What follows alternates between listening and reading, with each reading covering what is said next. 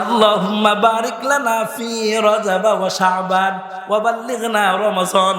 আমার পয়গম্বর দুনিয়াতে আসছে, পয়গম্বর দুনিয়াতে আসার পরে ৩৯ বছর ২৯ দিন পর্যন্ত আরবের মানুষের আমার পয়গম্বরকে আল আমিন বলে ডেকেছে।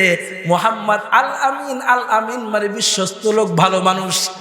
৪০ বছর পুরো হয়ে যাওয়ার পরে আমার পয়গম্বরকে ৪০ বছর পুরো হয়ে যাওয়ার পরে আল্লাহ পাক ডাক দিলেন, নবী আমার এখন আর একা একা নামাজ পড়লে চলবে না, শুধু একা নামাজ পড়লে চলবে না, নবী আমার অপরকেও নামাজের দাওয়াত দিতে হবে। আল্লাহ পাক রব্বুল আলামিন নবীকে ডাক দিলেন, ও নবী, নবীকে আমি সার্টিফিকেট দিয়ে দিলাম।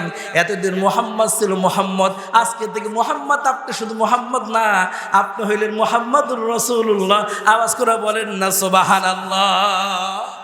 ৪০ বছর পুরো হয়ে গেছে, নবীকে চেয়ারম্যানই দিয়া দিলেন, নবুয়তের চেয়ারম্যানই।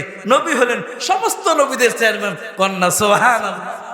আজকে থেকে নবী সমস্ত নবীদের চেয়ারম্যান। ও মুহাম্মদ, এখন আর একা নামাজ পড়লে চলবে না, মানুষকে নামাজের দাওয়াত, কালিমার দাওয়াত দিতে হবে। বয়স হয়ে গেল আমার নবীর ৪০ নবী পা দিলেন। ৪০-এর আগে সবাই আমার নবীর মহব্বত করছেন। ৪০ পা দেওয়ার পরে আমার নবী কালিমার দাওয়াত দিতে শুরু করছে। যেই কালিমার কথা আমি বলতেছি, যেই কালিমার কথা আপনার ইমাম বলতেছেন, যেই কালিমার কথা তবলিগওয়ালা বলেন, যেই কালিমার কথা পীর সাহেব বলে, যেই কালিমার কথা উলামায়ে কেরাম বলে, মুসলমান বলে, ওই কালিমার দাওয়াত আমার নবী দিতে যখন শুরু করেছে, আরবের মানুষের চোখ থেকে আমার নবী সরে গেছে।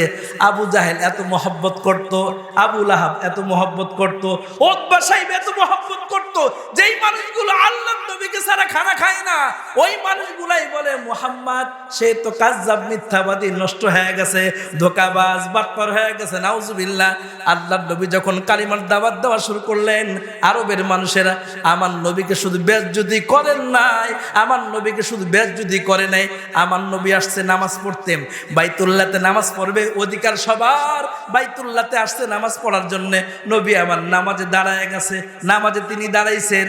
উতবা সাইদে আবু জাহেলের গোষ্ঠী ঘোষণা দিছে, এই কে পারবি উটের নারী বুড়ি আনার জন্য।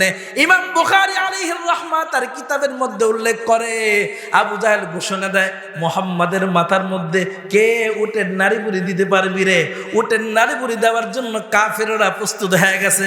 নবী আমার নামাজে দাঁড়াইছে, এরপরে নবী আমার রুকুতে গেছে, রুকুর মধ্যে তো উটের নারী বুড়ি দিলে নবী তো এইভাবে কষ্ট পাবে না, এই জন্য অপেক্ষায় আছে কখন আমার পয়গম্বর সিজদা দিবে, মাথাটা জমির মধ্যে লুকাবে, তখন তার মাথার মধ্যে উটের নারী বুড়ি দিয়া দিবেন। আল্লাহর পয়গম্বর দাঁড়ায় আছে বাইতুল্লাহর সামনে। আওয়াজ করে বলেন, বাইতুল্লাহর মালিক কে? ওই বাইতুল্লাহর মালিক আল্লাহ। আল্লাহর সামনে আল্লাহর নবী রুকু দিলেন, এবার সিজদা করলেন। সিজদা যখন আমার নবী গেছেন, সিজদা যাওয়ার পরে আমার নবীর মাথার উপরে উটের নারী বুড়িগুলো দিয়া দিছে। আমার নবী মাথা লড়াইতে পারে না, এই পরিমাণ বোঝা নবীর মাথার মধ্যে দিয়া রাখছে। নবী আমার কান্না ভেঙে পড়ছে, মাথা আমার নবী উঠাইতে পারে না। সময় চলে যায়, সময় চলে যায়। ঘরের মধ্যে ফাতেমা খাবারের জন্য অপেক্ষা করে। হায় হায়, খাবারের সময় পার হয়ে যায়, আমার আব্বা কোথায়? আল্লাহর নবী তো একা, তার পক্ষে কথা বলার মতো কেউ নাই। কে আমার নবীকে সাহায্য করবে? কে আমার নবীকে সহযোগিতা করবে? কে আমার নবীর পাশে এসে দাঁড়াবে? সবাই তামাশা দেখে। হায়, আমার নবীর মাথার মধ্যে উঠেন নারী বুড়ি, নবী আমার কষ্ট পাইতেছে, নবী আমার মাথা উঠাইতে পারে না, নবী আমার মাথা উঠাইতে পারে না। আল্লাহ নবীর দিকে তাকায় আছে। আরবের মানুষগুলো আমার নবীর কষ্টের ইতিহাস দেখে, কেউ প্রতিবাদ করতে পারে না জালেমদের কারণে। ওই জালেমদের কারণে আমার নবীকে কেউ সহযোগিতার হাতও বাড়াইতে পারে না। ফাতেমা খাবারের সময় হয়ে গেছে, আইনা আবি, আমার বাবা কোথায়? আইনা আবি, আমার বাবা কোথায়? ফাতেমার মনে পড়ে গেছে, আমার বাবা তো বাইতুল্লাহতে গেছে আল্লাহর গোলামি করার জন্য। এসে নবীকে তালাশ করে পায় না। দূর থেকে দেখে মানুষ মেলায় যেইভাবে দাঁড়ায় দাঁড়ায় মেলা দেখে, গান দেখে, নাটক দেখে, বাজনা দেখে, ওইভাবে মানুষগুলো গোল হয়ে আমার নবীর মাথার উপরে উঠে নারী বুড়ি দেখতেছেন।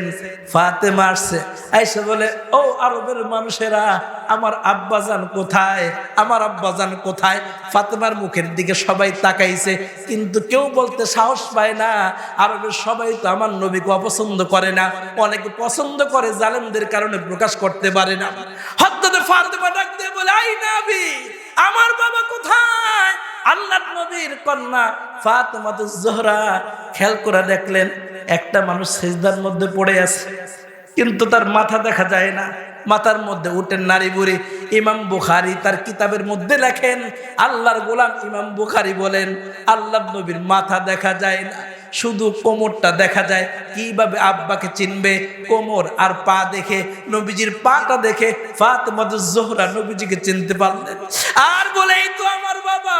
ওগো আব্বা, আপনার এই অবস্থা কেন? বাবা, এই অবস্থা কে করলো আপনারে? নবী তো নামাজে ছিল, নবী তো দেখে নাই, নবী তো নামাজে ছিল, নবী তো দেখে নাই। আব্বা গো, এরকম জঘন্য কাজটা কে করলো? আব্বা বলো না। আল্লাহর পয়গম্বর ফাতেমার মুখের দিকে তাকায়া তাকায়া চোখের পানিটা ছেড়ে দিছে। হায় আরবের মানুষেরা, আমি মুহাম্মদকে চিনলে না, আমার কি অপরাধ? না আমি কারো টাকা মেরে খেয়েছি, না আমি কারোর সাথে বেয়াদবি করেছি, না আমি কারোর সাথে দুশ্মনী করেছি, ঝগড়া করেছি। ফাতেমা রে, আমার অপরাধ হলো আমি বলি লা ইলাহা ইল্লাল্লাহ। ফাতেমাতুজ জোহরা মাথা থেকে উঠে নারী বুড়িগুলো সরায়া আল্লাহর পয়গম্বরকে ধরে নিয়ে গেল। চলেন আব্বা, এই বাইতুল্লাহ আপনার নামাজ পড়ার জায়গা না, এর আপনার নামাজ পড়তে দিবে না। কষ্টের পরে কষ্ট, কষ্টের পরে কষ্ট, আমার নবীকে কষ্টের পরে কষ্ট দেওয়ার পরে সিদ্ধান্ত হয়ে গেল মক্কাতে মুহাম্মদকে হত্যা করা হবে। আল্লাহ পাক রব্বুল আলামিন আল্লাহর নবীকে বললেন, নবী আমার, মক্কায় আর থাকবা না, মদিনাতে চলে যাও। মদিনাতে চলে যাওয়ার পরে পয়গম্বর আরবি সাল্লাল্লাহু আলাইহি ওয়াসাল্লামকে অনেক কষ্ট দেওয়া হয়েছে। কষ্টের মাঝখানে আল্লাহ সালাম দিলেন, ও বন্ধু আসেন, আপনার সাথে আমার সাথে কথা হবে। মাসটা হলো এই রজব মাস। এই মাসে আল্লাহ পাক রব্বুল আলামিন নবীকে সালাম দিয়েছেন। নবী আমার এই মাসে আল্লাহর কাছে গিয়েছেন। আল্লাহর সাথে কথাবার্তা হওয়ার পরে নবী আমার ওখান থেকে আসলেন, 50 ওয়াক্ত নামাজ নিয়ে আসলেন এই রজব মাসে। তাই তো আমার নবী এই রজব মাস আসলে মালিকের কাছে দোয়া করেন, আল্লাহুম্মা বারিক লানা ফি রজব ওয়া শাবান ওয়া বাল্লিগনা রমাজান।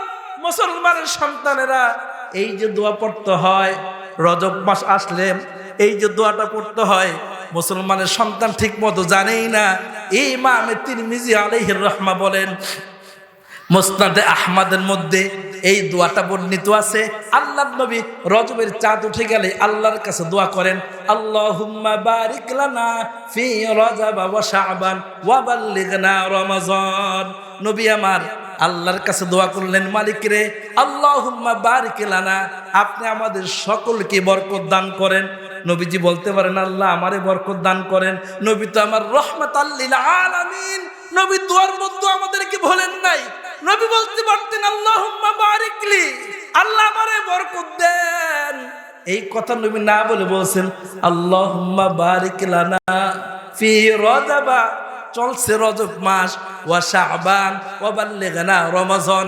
মালিক রে, এই রজব মাসে আপনি আমারে বরকত দান করেন, শাবান মাসে আপনি আমারে বরকত দান করেন, শাবান মাসে বরকত দান করে মালিক রমজান পর্যন্ত আপনি আমারে হায়াত বাড়ায় দেন। কারণ রমজান মাসে আল্লাহর বান্দা যখন সেহরির সময় উঠে, তাহাজ্জুদ নামাজ পড়ে, সারাদিন রোজা রাখে, এরপরে যখন ইফতারিটা নিয়ে বসে, আল্লাহর গোলাম পয়গম্বর আরবি বলেন, আল্লাহ পাক রব্বুল আলামিন বলেন, নবী আমার প্রত্যেকদিন ইফতারির সময় আপনার উম্মতের যারা জাহান্নামী হয়ে গেছে এবং 10 লক্ষ জাহান্নামীকে আমি আল্লাহ জান্নাতের ফয়সালা করে দিব। সুবহানাল্লাহ।